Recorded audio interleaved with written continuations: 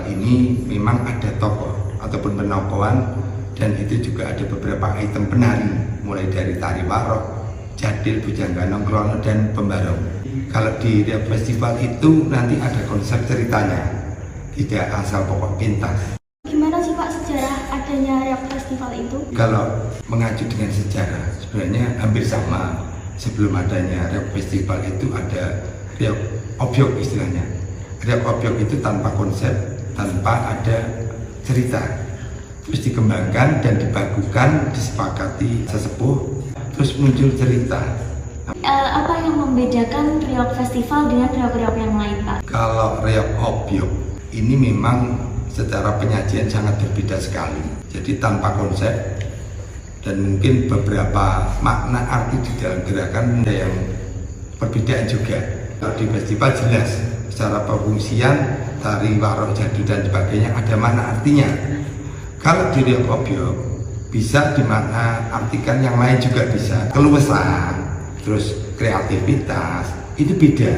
Makanya di Riok Festival itu dengan berbagai latar belakang garap yang berbeda. Kalau Riok Obyok ya seperti itu aja. Cuman perkembangan yang jelas, kalau Riok Obyok saat sekarang ini banyak banyolane. Jadi tujuan dilaksanakannya Riok Festival ini seperti apa Pak?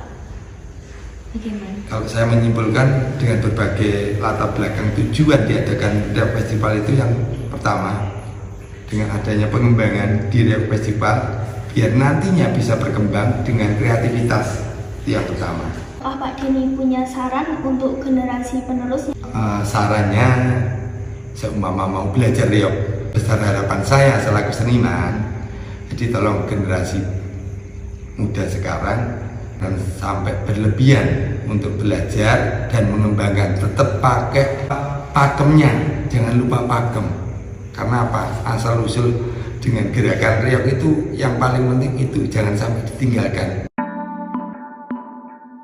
Obyok itu pengertiannya adalah kesenian langen tayub atau kesenian janggrungan, yaitu salah satu bentuk seni pertunjukan tradisional tari berpasangan untuk pergaulan antara laki-laki dan perempuan, itu namanya obyok. Di sini obyok itu gerakannya dimainkan oleh penari jadilan, jadi artinya jadilan itu menarikan gerakan-gerakan langen tayub. Latar belakangnya ada itu apa? Pada dasarnya yang melakukan obyok itu hanya penari jadilannya. Ketika tahun 1992, waktu itu saya mengadakan penelitian di daerah timur, ketemu salah satu Pak almarhum Thoyib, katanya dia sering melakukan tangan tayub di Trenggalek, di Sawu, itu sangat populer. Kemudian ketika Riok itu hanya begitu-begitu saja, akhirnya dia memasukkan unsur-unsur iringan langen tayub itu dalam gamelan Riok Ponorogo, dan itu bisa. Akhirnya itu diterapkan, ditarikan oleh anak-anak perempuan yang latihan jadilan itu, dan itu diterima oleh mereka. Pada saat pertunjukan Riok Ponorogo itu ditampilkan, akhirnya itu berkembang sampai saat ini. Apa ada perbedaan lain Pak antara Riok Obyok ini dengan Riok-Riok yang lainnya? Definisi tari jadilan itu apa? Tari jadilan itu kan tarian yang menggambarkan prajurit berperang di atas kuda. Jelas itu ada properti kuda kepaknya. Kalau kita lihat penari-penari obyok, mereka tidak mau memakai eblek karena itu adalah bentuk obyok tayuban. Kemudian dari sisi pakaian juga, mereka pakaiannya itu tidak seperti prajurit tapi seperti penyanyi dangdut. Celana yang ketat naik sampai berapa senti dari lutut itu sehingga kelihatan dia seksi. Kemudian lebih mengeksploitasi gerakan-gerakan yang erotis begitu. Apakah ada tujuan lain atau makna lain dari tarian Riok Obyok ini? Kalau menurut saya tujuan Riok Obyok ya suka-suka saja, happy-happy saja, ya, mengumpulkan massa. Apalagi sekarang itu ada hal yang sangat memprihatinkan, yaitu gerakan edrek. Edrek itu artinya adalah mengecok lawan. Ya, siapa musuhnya? Musuhnya adalah Singobarong. Tapi di sini musuhnya adalah Bujangga. Padahal Bujangga itu ada senopatinya. Gitu.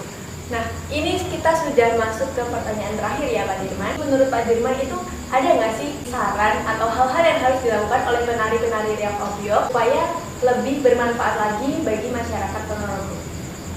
Jangan melacurkan seni, Jangan berlindung di Riok Ponorogo untuk sekedar mendapatkan materi, tapi jagalah Riok Ponorogo itu dengan sebenar-benarnya. Pahami apa cerita dalam seni pertunjukan Riok Ponorogo itu, baru lakukanlah penari yang benar. Halo teman-teman, jadi hari ini kita mau pergi ke situs Bantarangi Karena di sana ada pertunjukan reok. Nah, bener banget. Jadi, mau tahu keseruan kita hari ini? Yuk, ikuti kami. Let's go.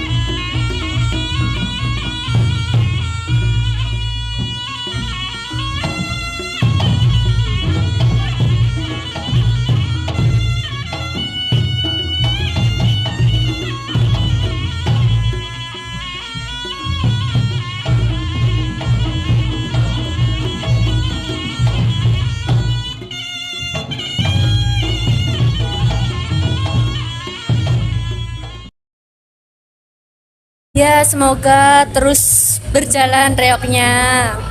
Terus silaturahminya selalu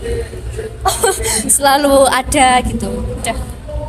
Semoga Riok Ponorogo semakin berkembang, lebih lestari lagi di mancanegara, semakin solid. Harapan saya terhadap Riok Ponorogo semoga lebih lestari dan jaya terus sampai masa ke masa. Nah, itu tadi teman-teman keseruan kita di situs Bantarangi. Thank you for watching and goodbye. Bye.